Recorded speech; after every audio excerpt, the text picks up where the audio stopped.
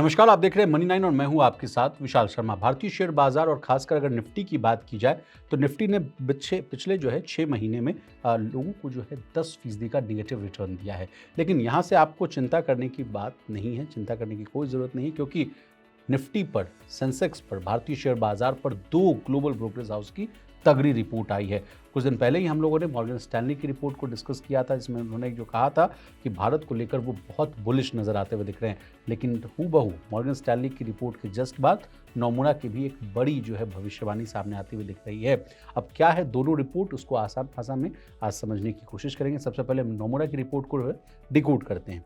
देखिए, विदेशी brokerage firm Nomura का मानना है कि भारतीय शेयर बाजार में अभी भी अच्छी तेजी की जो है गुंजाइश है। इसी भरोसे के चलते उन्होंने जो है मार्च 2027 के लिए निफ्टी 50 का जो लक्ष्य है उसको बढ़ाकर 25,900 कर दिया है। अब क्या है नया टारगेट, ये भी हम आपको बता देते हैं। नया टारगेट जैसा मैंने आपको बताया कि जो है 25,900 किया, तो अगर करंट भाव से अगर देखा जाए तो उससे ही पता चलता है कि 11% की बम्पर तेजी आपको आने वाले कुछ समय में देखने को मिल सकती है।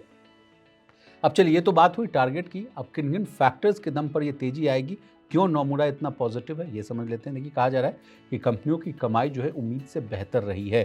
फाइनेंशियल ईयर 26 की मार्च तिमाही में 256 कंपनियों का कुल पैट यानी प्रॉफिट आफ्टर टैक्स सालाना आधार पर 18% बढ़ा है। ये बाजार के अनुमान से करीब 12% बेहतर बताया जा रहा है। इसके बाद आइए, सबसे ज़्यादा योगदान जो है किस सेक्टर का है, तो वो पावर सेक्टर, ऊर्जा क्षेत्र का। कहा जा रहा है कि कमाई में उम्मीद से बेहतर प्रदर्शन का लगभग 60% हिस्सा ऊर्जा सेक्टर से आया है। इन सेक्टर्स ने अच्छा कंट्रीब्यूशन किया है। अब वो कौन कौन से सेक्टर्स हैं? ऑयल एंड गैस, पावर, कोयला, पावर इक्विपमेंट। इसके अलावा बैंक और एनबीएफसी ने भी जो है मजबूत प्रदर्शन किया है।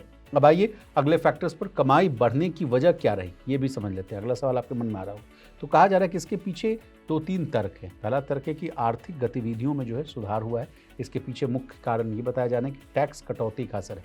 पिछले साल जैसा कि हमने आपको बताया भी था कि जीएसटी रेट रैशनलाइजेशन, इसके अलावा जो है जीएसटी बचत महोत्सव जैसे हम लोगों ने कार्यक्रम किए, उससे अच्छी जो है वो फ़ायदा मिलता हुआ दिखा लोगों को, कंजम्पशन में बूस्ट देखने को मिला था। फिर इसके अलावा कहा जा रहा है कि आरबीआई की जो है अनुकूल जो है मौद्रिक नीति यानी जो एमपीसी है वो बेहतर रही। पिछले अगर जो देखा जाए जितने भी एमपीसीज में, तो 125 बेसिस पॉइंट का जो है कट किया गया, इससे लोगों को बहुत फ़ायदा हुआ। फिर कहा जा रहा है कि बेहतर डिमांड और आर्थिक गतिविधियां बेहतर हुई, इस वजह से जो है कमाई बढ़ी है। इसके अलावा बिक्री में भी अच्छी बढ़ोतरी देखने को मिल रही है। सेल्स के मामले को देखते हैं तो वित्तीय और कमोडिटी कंपनियों को छोड़ दे तो बिक्री में 15% की वृद्धि है। हालांकि एबिटा ग्रोथ जो है केवल 6% रही है, जिससे संकेत मिल रहा है कि कंपनियों पर जो लागत का दबाव वो बना हुआ है। लेकिन नोमुरा आगे कुछ जो है चुनौतियों पर भी बात कर रही है। अब क्या क्या जो है चैलेंजेस हैं उनको समझ लेते हैं। देखिए, एक है कि पश्चिम एशिया का तनाव जो है वो बड़ा खतरा बताया जा रहा है। कहा जा रहा है कि पश्चिम एशिया में जारी जो है कॉन्फ्लिक्ट, वॉर, उससे तेल और अन्य कमोडिटी की कीमतें बढ़ी हैं। इससे कंपनियों की लागत बढ़ सकती है, मुनाफे पर असर हो सकता है। कमाई की, इसके अलावा कमाई के अनुमान भी घटने लगे हैं। युद्ध जब शुरू हुआ था, शुरू होने के बाद की मैं बात कर रहा हूँ, फाइनेंशियल ईयर 27 की कमाई के अनुमान में 4% की कटौती की गई है। फाइनेंशियल ईयर 28 की कमाई में के अनुमान में जो है 1% की कटौती की जा चुकी है। अब अगला फैक्टर है जो ज़्यादा रिस्की है, वो है तेल की कीमत। कहा जा रहा है नोमुरा की तरफ से कि यदि कच्चे तेल की कीमतें लंबे समय तक ऊंची बनी रहती है तो कंपनियों की कमाई के अनुमान में और कटौती हो सकती है। यानी बाजार के लिए अभी सबसे बड़ा जोखिम जो है फिलहाल महंगा कच्चा तेल है। तो जब आपको इस कहानी के इस मोड़ पर आपको लग रहा हो कि जब इतने चैलेंजेस बताए गए, तो फिर नोमुरा जो है बाजार में इतनी तेजी की उम्मीद क्यों कर रहा है? अब आइए पॉजिटिव बातों को समझ लेते हैं। प्रो एंड कॉन्स जो है दोनों कहानियों को समझिए। नोमुरा के मुताबिक बाजार का बड़ा हिस्सा इन रिस्क को पहले ही जो है डिस्काउंट कर चुका है। वैल्यूएशंस के फ्रंट पर कहा जा रहा है कि अभी बड़े अट्रैक्टिव नजर आ रहे हैं। निफ्टी फिलहाल अगले 12 महीने की अनुमानित जो है कमाई के मुकाबले 18.1 के पीई पर कारोबार कर रहा है। पिछले 4 वर्षों में इसका जो है सामान्य दायरा 18 से 20 गुना रहा है। यानी मौजूदा वैल्यूएशंस बहुत महंगे नहीं माने जा रहे हैं।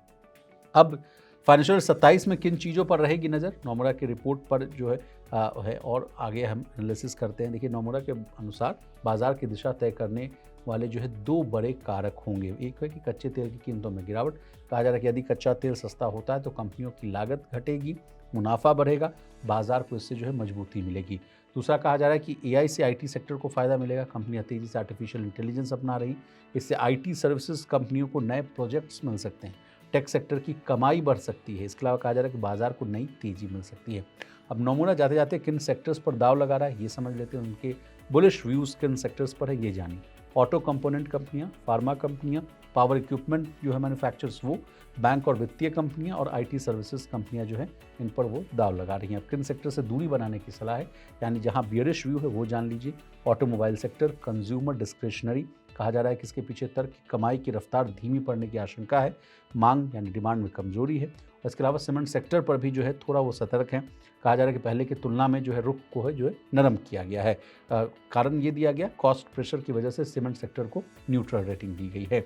इसके अलावा खपत यानी कंजम्पशन आधारित सेक्टरों पर भी चिंता जताई गई। नोमुरा को लगता है कि उपभोक्ता मांग यानी कंज्यूमर डिमांड की गति जो है धीमी पड़ सकती है, मार्जिन पर दबाव बढ़ सकता है, सरकारी खर्च की सीमाओं का भी जो है असर वो दिखाई दे सकता है। तो ये रही नोमुरा की रिपोर्ट। अब जाते जाते वाइंड अप कर रहे हैं, इसलिए मॉर्गन स्टैनली पर भी जो मॉर्गन स्टैनली की भी जो रिपोर्ट है उसको भी समझ लेते हैं। मॉर्गन स्टैनली भी जो है भारत को लेकर बड़ी बुलिश है।